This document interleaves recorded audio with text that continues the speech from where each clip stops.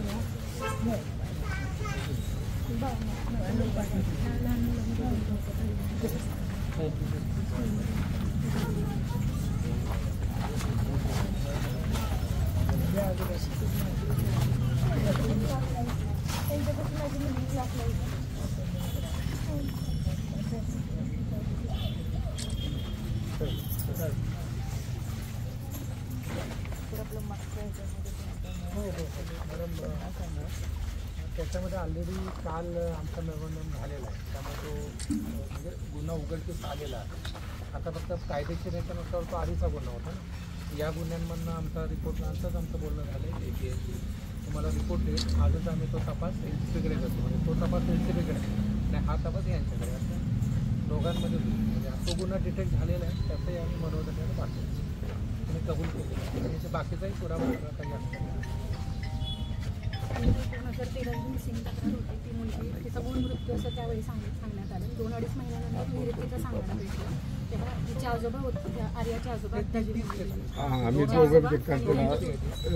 घेऊन शेतात गेले होते आणि शेतात त्यांना दिसले. त्यांना यांनीच कंप्लेंट केली, यांनी सही वगैरे केली आणि आज तिचे पप्पा खूप हेल्प करायचे तर या त्याला त्यांनी सही केली, त्यांनी हे केलं सगळं. तो पुरावा घेतलेला आहे आणि ही केस जी आहे 2024ची आहे. म्हणजे तो तिचा मृत्यू झाला ते त्याच्या आधी 2013ला त्याने ती केस केली होती. ती दुर्दैवाने 2017ला न्यायालयातून सुटला आहे.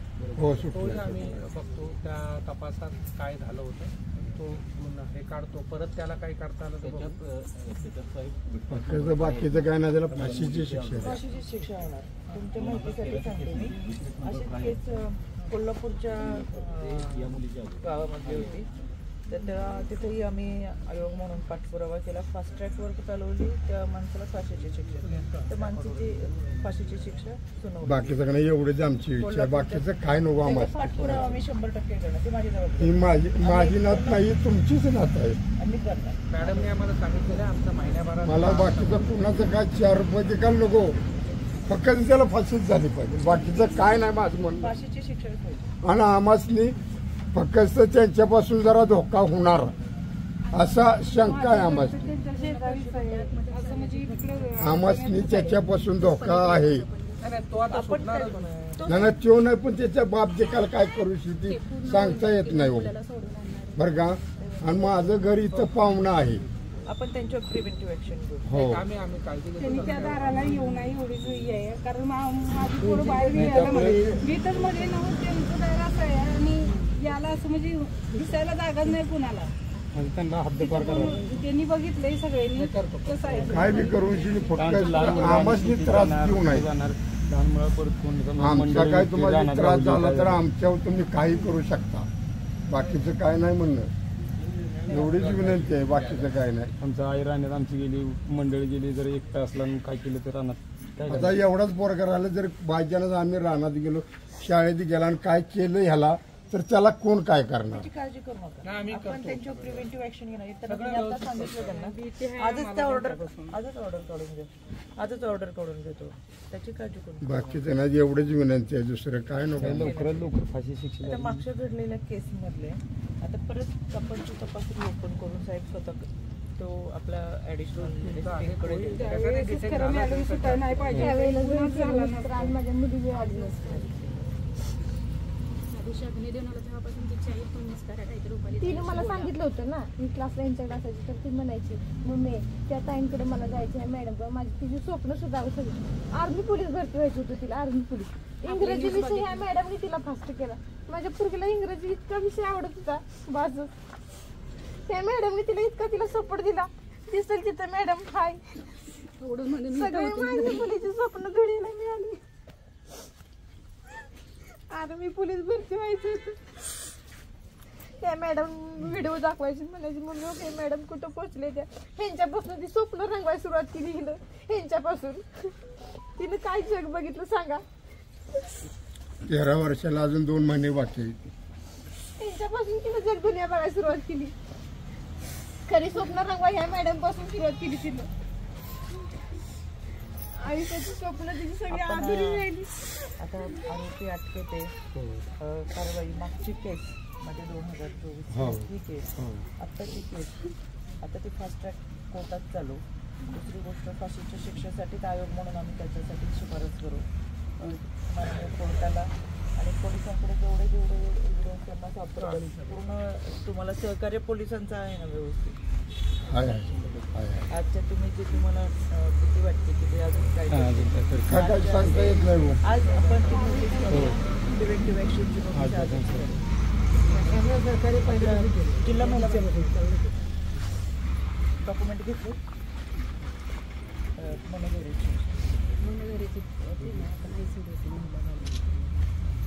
मनोदराच्या मॅडम आम्ही सगळं आमचं रेडी आहे आम्ही पाठवतो तुम्ही पाठवून द्या त्याच्यानंतर मागच्या हो तेही पाठवतो दोन्ही दोघांमध्ये लवकरात लवकर सगळे आता काही दोन्ही केसेस आहेत त्याच्यामध्ये ह्यांच्याकडे डॉक्युमेंट आहे हो लवकरात लवकर लगेच म्हणजे आज उद्या दोन्ही ह्याच्यामध्ये मागच्या केस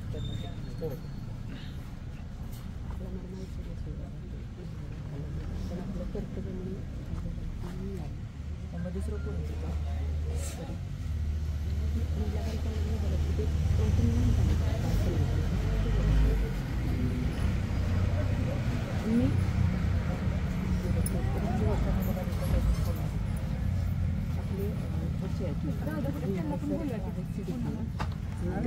त्यांच्यापाशी तर तिला क्लासला जायची त्यांच्याकडे होते तिथं हां ते झालं बोलणं होते तिथं आपण प्रोसेस करून आपण हो मॅडम काही प्रॉब्लेम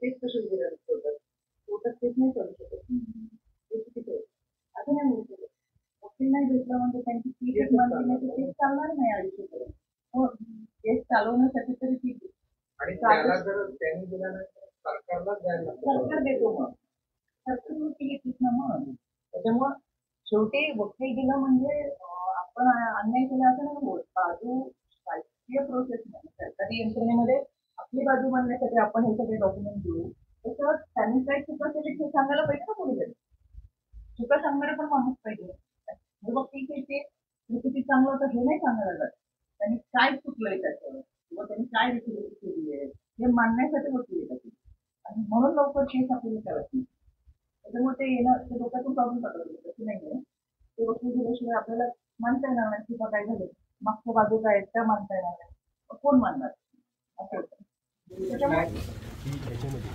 प्रामुख्याने आपण उज्ज्वल निकम साहेबांना आता मी एक बोलू का उज्ज्वल निकम साहेबांकडे एवढ्या केसेस आहेत मी एका तारखेच्या आता 3-3 वर्ष आता वाईची केस आहे आमची उज्ज्वल निकम सर आहेत अजून कारवाई झाली नाही आता कारण असं की त्यांना वेळच नाही उज्ज्वल निकम सर प्रत्येक ठिकाणी चांगले वकील आहेत ऐका ना तर आपले ते करतील ते येतील पण त्यांच्या प्रत्येक तारखा 5-5 महिन्याने पडतात आणि त्यांना नाही मग काय करणार तुम्हीच आता म्हणता फास्ट ट्रॅक करा तुम्हीच म्हणता फाशी द्या आणि जर 5 वर्ष निघून गेली त्यात तर कोण जबाबदार दुसरा मुद्दा त्यामुळे मी तुम्हाला ऑलरेडी मी त्याच वेळेला सांगितलं की उज्ज्वल निकम सरांना तुम्ही त्रास देऊ नका आपण इथला चांगला वकील घेऊ माझी प्रामाणिक इच्छा कारण मी बघितलेलं आहे त्यांना तारखा मिळत नाही जालन्याची केस सेम झालं आपण साहेब सांगायला त्या पद्धतीनं त्यांना एवढा लोड आहे की ते येऊ शकत नाहीत ना पण साहेब काय भावना व्यक्त करणं आमचं काम आहे. चांगले आणि वकील दुसरी आहे. साहेब आणि गोष्ट अशी तपास आहे, एवढा चांगला झालेला आहे की तुम्ही काही घाबरू नका, तर सुटणार नाही. वकील काय, आम्ही आमच्या सरकारी वकिलाच्या आधारे तुम्हाला कन्व्हिक्शन देऊन देतो. दुसरी साहेब विषय असा आहे, आम्ही तुम्हाला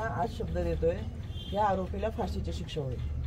आणि कारण की इथून पाठीमागे अनेक केसेस आहे. मगाशी मी सांगितलं कोल्हापूरच्या खोचीगावची असेल, कोथुर्णीची असेल, भोरच्या कातकरी समाजाची असेल, आम्ही स्वतः त्या केसमध्ये लढलेलो आहे. आम्ही ती केस घेतलेली आहे आणि ह्या तिन्ही केसमध्ये आरोपीला फाशीची शिक्षा झालेली आहे. त्याच्यामुळे मी स्वतः आम्ही येण्याचं कारण म्हणजे SP साहेब त्यांच्या संपूर्ण तपास यंत्रणा पहिल्या दिवसापासून आपल्याला सहकार्य करतात. आम्हालाही वाटतं अशा घटना घडू नये. शेवटी याच्यामुळे कुठेतरी समाजामध्ये एक भीतीचं वातावरण तयार होतं, कुठेतरी असुरक्षितता निर्माण होते. असं होऊ नये, आमच्या महिला भगिनींना एक सुरक्षितता मिळावी हा आमचा त्या पाठीमागचा उद्देश असतो. म्हणून मी खास आज तिथं भेट द्यायला आले. पहिल्या दिवशी मला कल्पना नव्हती, पण माझ्याकडे माहिती आल्यानंतर मी पहिल्या दिवशी याच्या संदर्भात कारवाई करायच्या सूचना दिल्यात आणि त्या पद्धतीचा पत्रव्यवहार केला. दुसरा एक छोटासा मुद्दा असा आहे आमची की सातारा जिल्हा मिळाले 3 प्रमुख जिल्हा निर्देशांना भ्रष्टाचाराच्या घरी पाठवले. परंतु मी आज 25 वर्ष वकिली करते, मला एक जाणवत आहे की महिलांच्या बाबतीतले जे गुन्हे आहेत त्या बाबतीत जेंट्स न्यायाधीश जास्त सिरियसली म्हणा किंवा काय विचार करत नाही. म्हणजे आता आपण सगळ्या केसेस महिलांच्या बाबतीतल्या ह्यांच्याकडेच देतो, पण ह्या सुद्धा गोष्टीचा फार इम्पॅक्ट ह्याच्यावर पडतोय. म्हणजे थोडंसं तरी सिरियसलीपणे या महिलांच्या बाबतीतले गुन्हे पोस्टो असतील किंवा या प्रकारचे गुन्हे असतील 302 असेल 300 त्याच्यामध्ये आत्तापर्यंत म्हणजे ह्या नराधमाला 2013 मध्ये शिक्षा झाल्यानंतर सुद्धा अशी विकृती घाणेरड्या पद्धतीने डोक्यात काही ठेवून केलेली चुकीची गोष्ट आहे. ते इथून मागं सातारा जिल्ह्यामध्ये 5 ते 10 वर्षामध्ये अशा पोक्सोच्या कुठल्या केसेस झालेल्या आहेत. त्या आरोपींना शिक्षा झाल्यानंतर आता ते काय करतात, आता उद्यापासून पुन्हा एकदा त्या सगळ्या पोक्सोच्या केसेस काढल्या जातील. त्यातले आरोपी कोण कोण आहे, त्यांना शिक्षा झाली, आता बाहेर आल्यानंतर ते काय करतात, त्यांच्यावर लक्ष ठेवलं जाईल. त्या सगळ्यांवरती बोलून त्या पद्धतीची कारवाई केली जाईल. त्याच्यामुळे अशी झालेली घटना परत होऊ नये याच्यासाठी पोक्सोच्या जेवढ्या केसेस आहेत मागच्या सगळ्या वर्षाच्या त्या सगळ्या काढून उद्यापासून परत त्याचा एकदा तपास की त्या आरोपी जरी एक कालावधीची शिक्षा दिलेली असते 5 वर्ष 7 वर्ष 10 वर्ष या वर्षाच्या शिक्षा बघून बाहेर आल्यानंतर ते लोक काय कशा पद्धतीने करतात. हा, खरं तर वागू नये म्हणूनच त्यांना शिक्षा दिलेली असते की त्यांनी सुधारावं. पण तरी सुद्धा अशा पद्धतीने काही घाणेरडी लोक आहेत समाजामध्ये, तर ती मुळापासूनच टेचून काढली पाहिजे. आणि म्हणून आता उद्यापासून पुन्हा एकदा आपण सगळ्या गोष्टींचा SP कार्यालयाच्या माध्यमातून जेवढ्या पोक्सो केसेस असतील किंवा महिलांच्या संदर्भातल्या ज्या केसेस आहेत त्या सगळ्या काढल्या जातील. त्याच्यातले आरोपी कोणी ते तपासले जातील. ते आता काय करतात ते बघून त्यांच्यामुळे कुठे त्रास तर होत नाही ना, तर परत एकदा कारवाई केली जाईल. ते उद्यापासून ही पूर्ण प्रक्रिया त्या कुटुंबांवरती कारवाई ही आता प्रत्येक ठिकाणी अशी घटना होती, आरोपीला फाशी होती, पण परत अशी का घटना निर्माण होती. असा काय कायदा, माणूस म्हणते की कायदा कायदा, पण तुम्ही असं का कायदा काढत नाही की माणसाला घाबरलं पाहिजे. तिथं हे असली गोष्ट करताना त्यांना घाबरलं पाहिजे. आणि छोट्या छोट्या चिमुरड्यांवर करतात ते परत परत तेच होतंय. अख्ख्या भारतामध्ये तेच होतंय. असं काहीतरी आमच्या इथलं खूप वातावरण मुलींच्या बाबतीत नाही मोदीजी आहेत ना, एका दिवसात जर नोटाबंदी करू शकतात, सगळ्या गोष्टी करू शकतात, तर ही का कायदा बदलू का शकत नाही. घरात नको म्हणजे त्या शाळेत सुरू आमच्या मुली आता एवढ्या घाबरायला लागल्यात ना, आणि आई म्हणजे सगळ्याच महिला हे झाल्यात आता की आपल्या शेजारी कुठला नरबन कुठला तयार होईल हे माहित नाही. मुलींच्या बाबतीत नाही, पण महिलांवर पण असा प्रसंग होऊ शकतो. पूर्ण महाराष्ट्रामध्ये काम करत असताना गेल्या वर्षी BNSचा केंद्र सरकारने नवीन कायदा आणला. बलात्कार करणाऱ्या आरोपीला फाशीची शिक्षा असं त्याच्यात. बऱ्याच वेळा असं होतं की कधी कधी खोट्या केसेस सुद्धा दाखल केल्या जातात. ही गोष्ट म्हणजे बोलले म्हणून मला बोलावं लागेल, बोलणार नाही. 100 केसेस जर आमच्याकडे आल्या तर त्यातल्या 10 ते 12 ह्या खोट्या केसेस. शेवटी आपला कायदा असा सांगतो की आरोपीला फाशीची शिक्षा किंवा शिक्षा झाली पाहिजे. पण एखादा आरोपी नसताना एखाद्या निरपराध व्यक्तीला सुद्धा कुणाच्या तरी सांगण्यावरून शिक्षा ही आपल्यासाठी केली. आणि म्हणून ह्या प्रक्रियेतून जात असताना आपल्याला पुरावा द्यावा लागतो. या पुराव्याच्या माध्यमातून माननीय न्यायालय हे त्याच्यासाठीच आहे. त्या ज्या पद्धतीने सूचना करत असतात, ज्या पद्धतीने निकाल देतात, त्या पद्धतीने खाली पोलीस त्याचा पाठपुरावा करत असतात. आम्ही सगळेजण ह्या यंत्रणेमध्ये असतो. आपल्याला साहजिकच राग येणं, तळपायाच्या मस्तकात जाणं ही तुमची सर्वसामान्य भूमिका मानसिकता मी समजू शकते. पण या सगळ्या घटनांमध्ये असं होऊ नये की जी व्यक्ती या कुठल्याही म्हणजे इतर ठिकाणी त्यांच्याबद्दल तक्रार केली तर आपण त्यांना लगेच अशा पद्धतीने हे करू शकत नाही. त्याच्या शहानिशा करणं, पुरावे सादर करणं, कोर्टात सादर करणं ही त्यापासून आपली भूमिका असते. त्याच्यामुळे ते साहजिकच आम्ही करतो. आम्हाला विश्वास आहे. मी स्वतः कोल्हापूरच्या सुची गावची असेल, पुण्याची असेल, भोरच्या कातकरी समाजाची घटना अशा घडल्या. त्याच्यामध्ये आम्ही पाठपुरावा केला, फास्ट ट्रॅक कोर्टात चालवली, तिन्ही आरोपीला फाशीची शिक्षा झाली. पण आपल्याकडे अशी एक पद्धत आहे, सुरुवातीच्या कालावधीमध्ये ह्या घटना खूप प्रसार आपण बाबासाहेबांच्या संविधानावर चालतो. अशा पद्धतीने कायद्याची जी प्रक्रिया आहे त्या सगळ्या प्रोसेसमधून आपण जात असतो. त्याच्यामुळे त्याचं पालन आपण या सगळ्यांच्या माध्यमातून करतो. निश्चितपणे आता मला सांगायचं नाही बोला, आता आई म्हणून लढा. आपण कमी पडतो. कायदा आहे, बालविवाहाच्या विरोधात कायदा आहे, तरी आपण मुलींची लग्न लावून देतो 18 वर्षाच्या. कोण लावतं? आपण लावतो ना. कायदा आहे ना, कायद्याचं पालन करतो का? गर्भनिधन चाचणीच्या विरोधातला कायदा आहे तरी करतो. सोनोग्राफी, सासांना सांगतात सोनांना मुलगा झाला पाहिजे, वारसदार पाहिजे आम्हाला. किती जणींनी गर्भात मुली मारलेत? कोण करतंय? सातबाऱ्यावर नाव, दारावरची पाटी, मुलं वारसदार पाहिजे म्हणून पोटातच पुरी मारून टाकलेले आहेत. कोण करतं? बोलण्यासारख्या खूप गोष्टी आहेत, पण शेवटी आपल्यापासून सुरुवात केली पाहिजे ना. हुंडा द्यायचा नाही, घ्यायचा नाही, कायद्यानं गुन्हा आहे. कोण घेतं? कोणाला लागतो हुंडा? देतो कोण? मग कधी सुधारायचं? हे कायदे केव्हापासून आलेत? 20-25 वर्ष झालं कायदे आलेत. आपण त्याची अंमलबजावणी केली का? नाही केली. आज महाराष्ट्रात सगळ्यात कमी मुलींचं प्रमाण आहे. कोण मारते मुलींना पोटात? हे बोलणं फार सोपं असतं. नाही, पण ज्यांनी वाढवले, ज्यांनी व्यवस्थित पालन पोषण केलं त्यांना पण त्रास आहेच की. म्हणूनच आपण सगळ्यांनी एकत्र लढलं पाहिजे ना. आता थोडी मानसिकता बदलली. बदलायला पाहिजे. त्यांच्यावर डोकं हे केलं की ते पुढं करतायत त्या मुलीच्या केसमध्ये. आता अख्ख्या गावातल्या महिला ह्याच्यात उतरल्या त्या. उद्या त्याचे वडील काय करू नयेत ह्याच्यावर काहीतरी कारवाई आता उशिरा नाही झाला.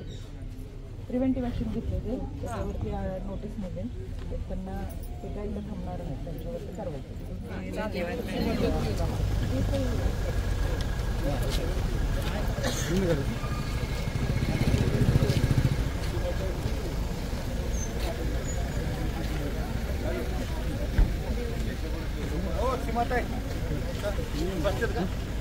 बसल्या गाडी चालू